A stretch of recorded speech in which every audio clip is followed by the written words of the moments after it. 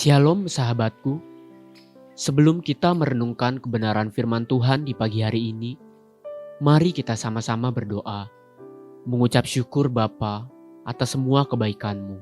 Terima kasih atas anugerah-Mu terhadap setiap kami. Terima kasih atas nafas kehidupan yang telah Engkau beri. Bapa, persiapkan setiap kami agar melalui kebenaran firman-Mu di pagi hari ini, hati kami boleh dijamah. Terima kasih Bapa yang baik. Haleluya. Amin. Pagi hari ini kita akan merenungkan kebenaran firman-Nya dengan tema Giving Benefit of the Doubt. Mari kita buka Alkitab di dalam kitab Kejadian 15 ayat yang pertama sampai yang ke-6. Kemudian datanglah firman Tuhan kepada Abram dalam suatu penglihatan. Janganlah takut Abram, akulah perisaimu, upahmu akan sangat besar. Abram menjawab, Ya Tuhan Allah, apakah yang akan Engkau berikan kepadaku, karena aku akan meninggal dengan tidak mempunyai anak, dan yang akan mewarisi rumahku ialah Eliezer, orang Damsyik itu. Lagi kata Abram, Engkau tidak memberikan kepadaku keturunan, sehingga seorang hambaku nanti menjadi ahli warisku. Tetapi datanglah firman Tuhan kepadanya, demikian, orang ini tidak akan menjadi ahli warismu, melainkan anak kandungmu, dialah yang akan menjadi ahli warismu.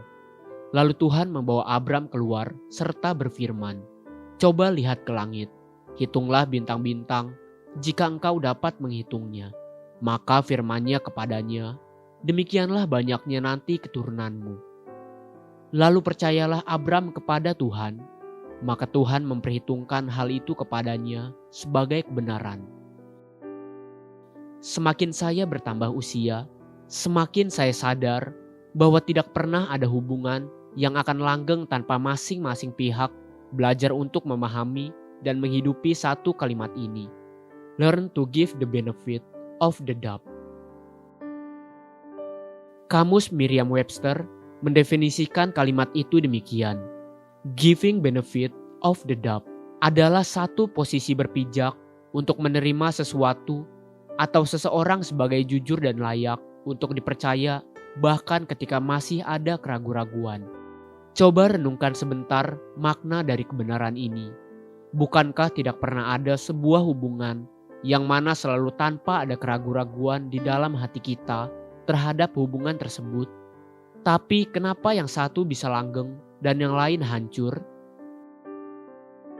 Beberapa waktu lalu, saya melihat sebuah film yang dibintangi oleh Clint Eastwood dan Gene Hackman.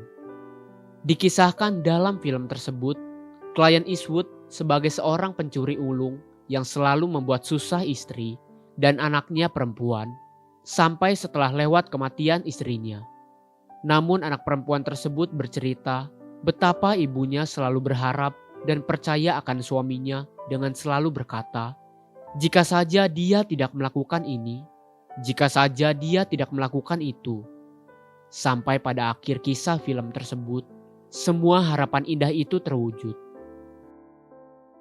Orang tua saya menikah sampai pada usia pernikahan mereka yang ke-64 tahun, lalu keduanya dipanggil pulang oleh Bapa di sorga, hanya berjangka 10 bulan di antara kematian keduanya.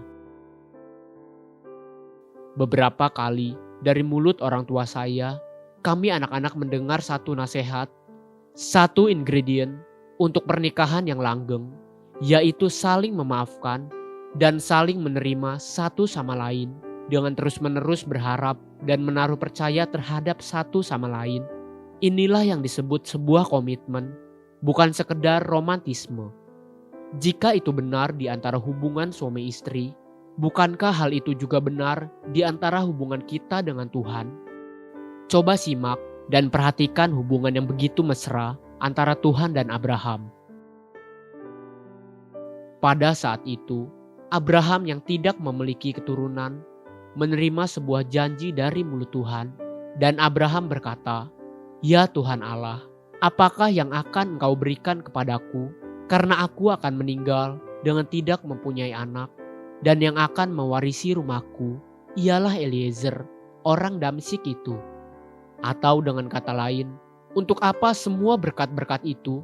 Toh aku sudah tua dan tidak akan hidup lama lagi. Juga dia tidak memiliki keturunan sama sekali. Kemudian Tuhan berkata, orang ini tidak akan menjadi ahli warismu, melainkan anak kandungmu. Dialah yang akan menjadi ahli warismu. Pada saat itu, kenyataan dan perkataan Tuhan itu bertentangan satu sama lain. Hampir pasti bahwa di dalam hati Abraham pun mungkin ada keraguan-raguan, mengingat usianya yang sudah tua dan istrinya yang sudah mati haid. Secara manusiawi, pasti manusia pun akan memiliki keraguan-raguan. Namun Abraham dengan semua keraguan-raguan tersebut memilih untuk memberikan Tuhan the benefit of the doubt. Itulah sebabnya hubungan Abraham dengan Tuhan begitu sempurnanya. Haleluya. Sahabatku, mari kita sama-sama berdoa. Terima kasih Bapa Surgawi. Aku mau terus belajar menghargai dan menghormati-Mu lebih lagi. Amin. Jesus loves you, and so do I.